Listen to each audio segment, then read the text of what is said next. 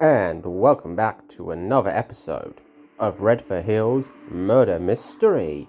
So, last episode, progress was made in the story and in the search for Zoe as a trace of her was found at an old boathouse. It was just a jacket, but there were suspicious stains that looked like blood on it, which of course has Amelia worried. Did something happen to Zoe? We really don't know yet, but what we do know is that a true crime podcast is now our next conversation, so let's see where that goes.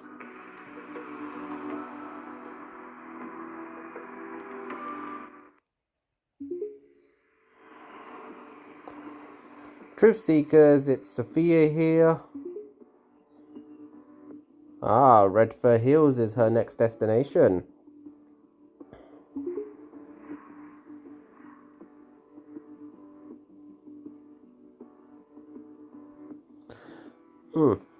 Let's see what's going on here. What's there to be said, especially talking to a true crime podcast? I mean, you find these everywhere.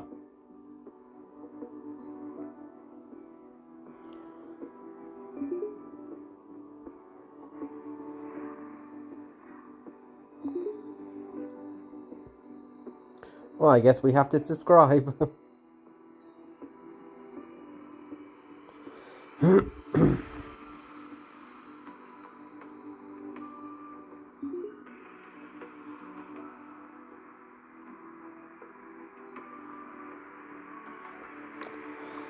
Wonder if we might be able to get some inside info if we share that we know about the case.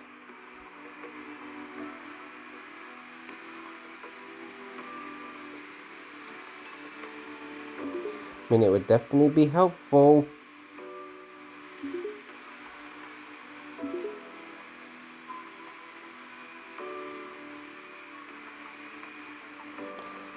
Back to Amelia. So we may be able to follow along with a true crime podcast in this series. That's kind of cool. Even though it's not an actual podcast, just something put in for the game, but it's still pretty cool.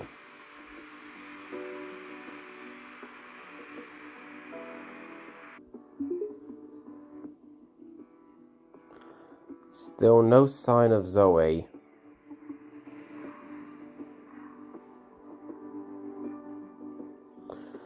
Alright, so I guess Amelia will be waiting for just a little bit longer. And we're going back to the podcast.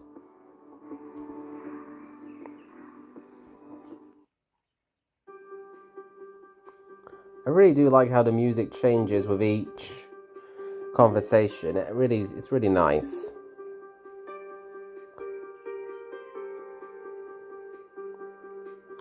Oh, that trailer's just like, it's kind of like the trailer for the actual game, I think. Hey there, Truth Seekers. This is Sofia Mendez, coming to you live from, well, the road. That's right. I'm currently en route to a little place called Redfir Hills. Why, you ask? Because I've got a hot tip on something big brewing there. Word on the street is that a girl named Zoe has gone missing in Redfir Hills. Now, this town isn't just any secluded village. It's practically a legend among mystery enthusiasts. Redfir Hills has a long history of cases of unexplained disappearances, strange lights in the forest, and rumors of an old abandoned sawmill that locals believe is cursed. An insider reached out with some info that made my true crime radar go haywire. Zoe's disappearance is just the tip of the iceberg. There's talk of hidden tunnels beneath the town, eerie midnight gatherings in the woods, and a creepy old mansion that no one dares to enter. The townsfolk are known for their tight-lipped nature, which only adds to the intrigue. And here's the kicker. This new case might just be connected to an older, unresolved mystery. I don't have all the details yet, but something tells me we're on the verge of uncovering a web of secrets that's been kept in the dark for too long. So, buckle up, folks. I'll be updating you as I go, and I promise to keep you in the loop as things unfold. If you're as curious as I am, stay tuned. Redfir Hills, here I come. This is Sofia Mendez, signing off for now. Catch you soon on my podcast. Stay curious, stay safe, and stay tuned. So, there may be an older unresolved case in connection to Zoe's disappearance. That will definitely be interesting, and to find out what this case is, what it involves. Seems like there's a lot to see.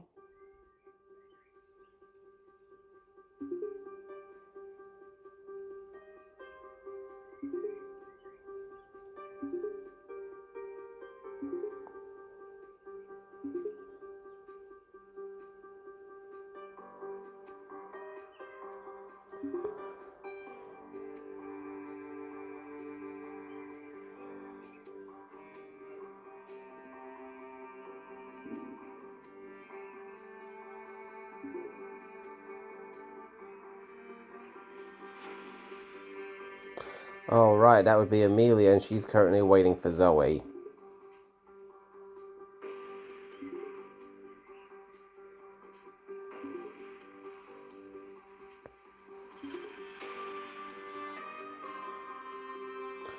Hey, you can't beat the lakeside view, can ya?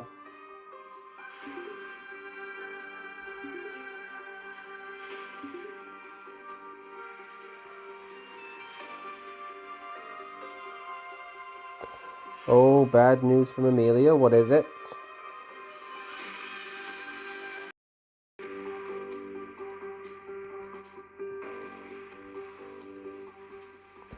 What could be the problem?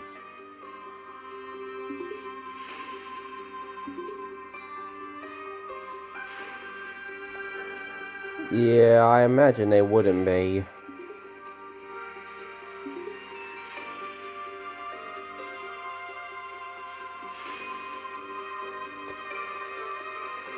Oh, that's definitely unlucky for her.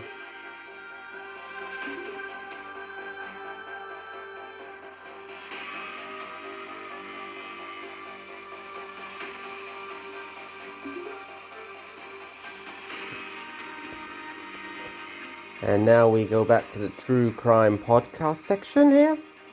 See what's to be said. Wonder if Sofia's got any kind of new info or something.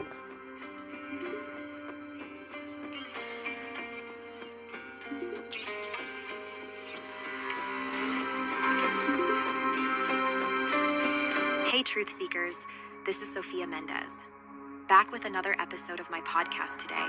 We're diving into a chilling case that has haunted Redfir Hills for over a year now. Some of you might remember that I mentioned this briefly in our last episode. It's the case of the Blue Pine Killer. Last late summer, a girl named Lily Thompson disappeared without a trace from Redfir Hills. Lily had run away from home, a situation that sadly isn't uncommon. But what makes this case particularly disturbing is what happened next. A few weeks later, Lily's body was discovered in a creek deep in the woods. Her death sent shockwaves through the community, and the media quickly dubbed the culprit the Blue Pine Killer. So why the name Blue Pine Killer? Well, it's as eerie as it sounds. The area where Lily's body was found is known for its blue-hued pine trees, which locals say give off an otherworldly glow at dusk. This mysterious setting only added to the chilling nature of the crime and fueled endless speculation and fear. Despite the intense investigation, every trace has gone cold. There are no definitive leads, no suspects, and the exact circumstances of Lily's death remain a mystery. Was it a tragic accident? A dispute between teenagers that went horribly wrong? Or are we looking at the work of a calculating killer? The town of Redfir Hills remains divided, with some convinced it was an accident and others fearing there's a serial killer in their midst. Adding to the confusion, the local press and radio station were quick to sensationalize the case, giving it the moniker Blue Pine Killer.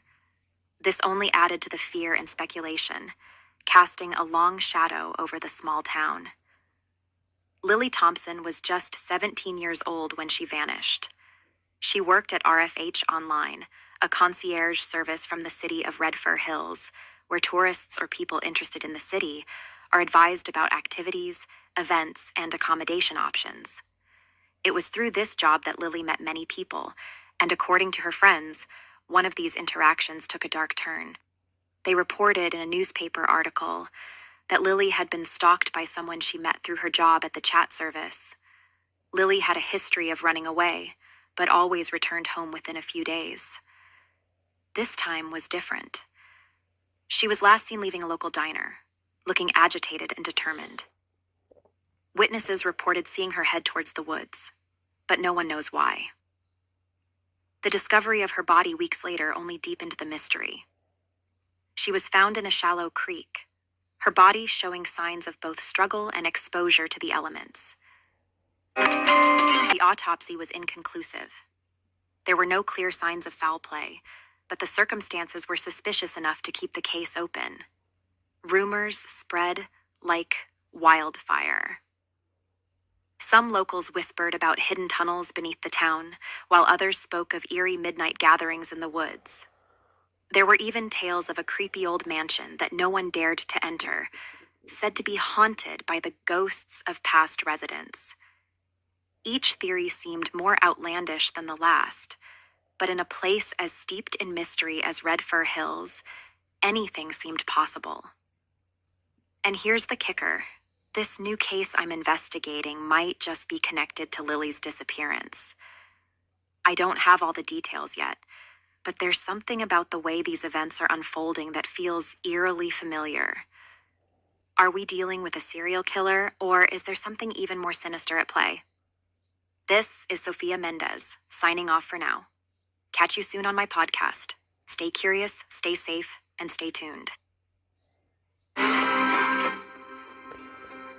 Well, you can definitely draw some similarities between those two cases, especially with the fact that they both were prone to disappearing and coming back. It's definitely an interesting thing. I mean, there could be a relation to this Blue Pine killer, but we don't know anything yet. It was definitely something to make you think. I mean, do any of you think there might be a connection? Could there be, or could there be more at work? Unfortunately, we will only get a definitive answer as we continue through the story.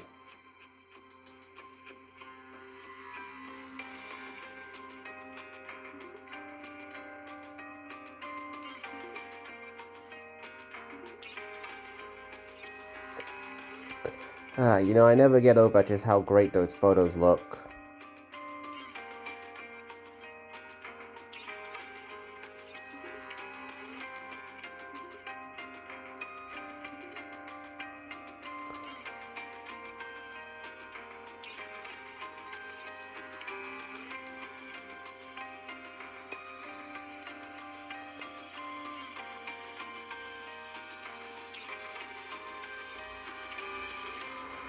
I wonder why they're in red.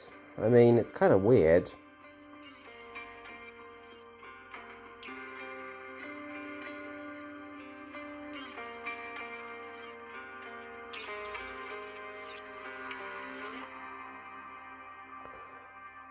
And back to unknown. Great. Oops. Still got the previous conversation.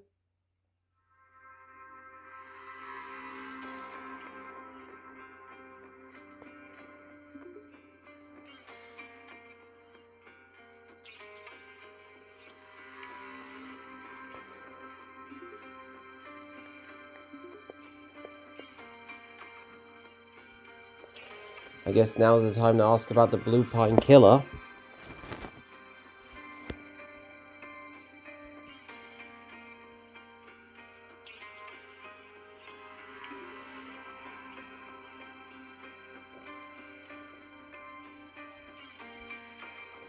I mean, yeah, there's also working at the RHF online. There are a lot of similarities building up between cases.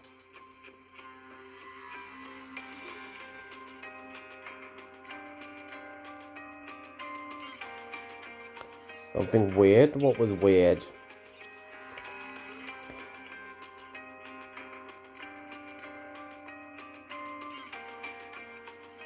I mean, there are minor connections. I don't know if there could just be coincidence.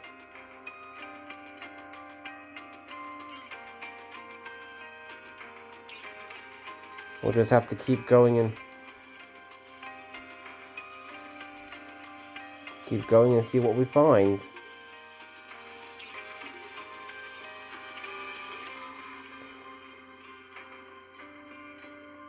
And now back to unknown.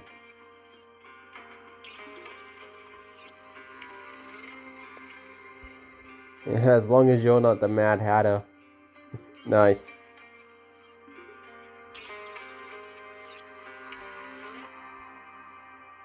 Who the hell is this unknown person? I mean, what possible reason could they have to be involved with this case? Stepping into the sender's shoes.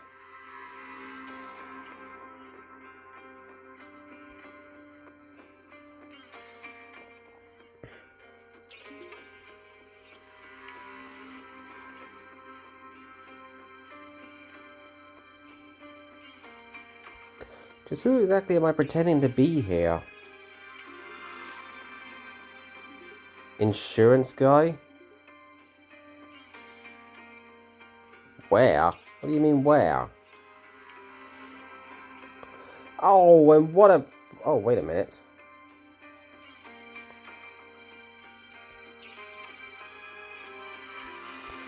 And here I thought it was going to end right there, but it's still going.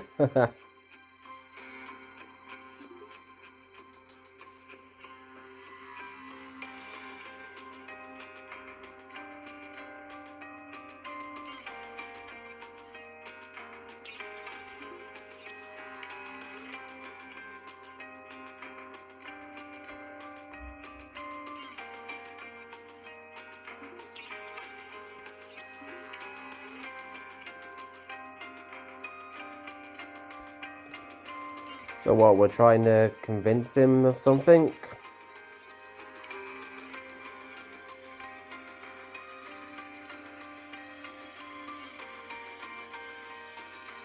Maybe we're trying to get some info about something from 2 years ago?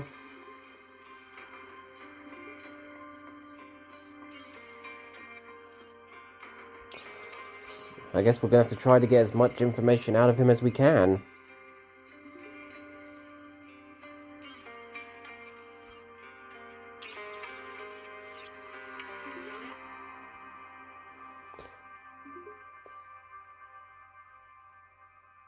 Okay, so far it just sounds like regular car trouble.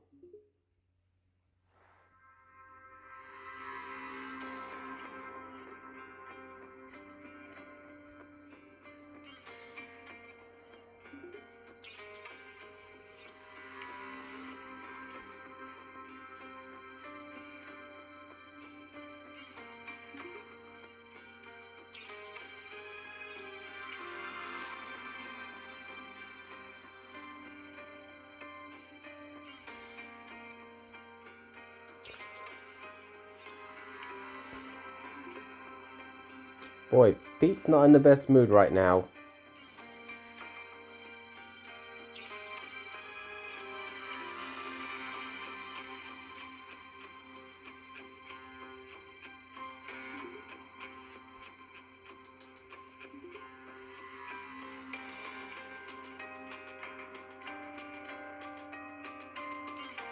Yeah, that's not relevant to this insurance. Okay, that is Pete offline, and very interesting. And now it does look like we are indeed at the end of this episode of Redfir Hills. So it'll be coming down waiting for the next. And the next chapter is expected to be on the 30th of May. So, but these chapters are kind of short, they are. I don't know how long. They're usually about 10 or so minutes, maybe 15, depending on how you go through it. But hey, I'm liking how the story's going, and we have learned some more possible relation to this blue pine killer, where the cases do share similarities, but we can't rule out that they may just be coincidences at this point. And clearly, more going on with Pete, with trying to find out about his accident. Makes you wonder if it really was an accident, but like I said, all these questions will have to wait until we get to see more chapters. So, thank you all for coming to this one.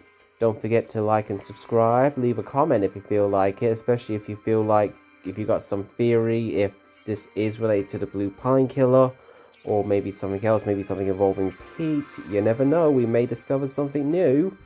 So, like I said, take care, and I will see you all next time.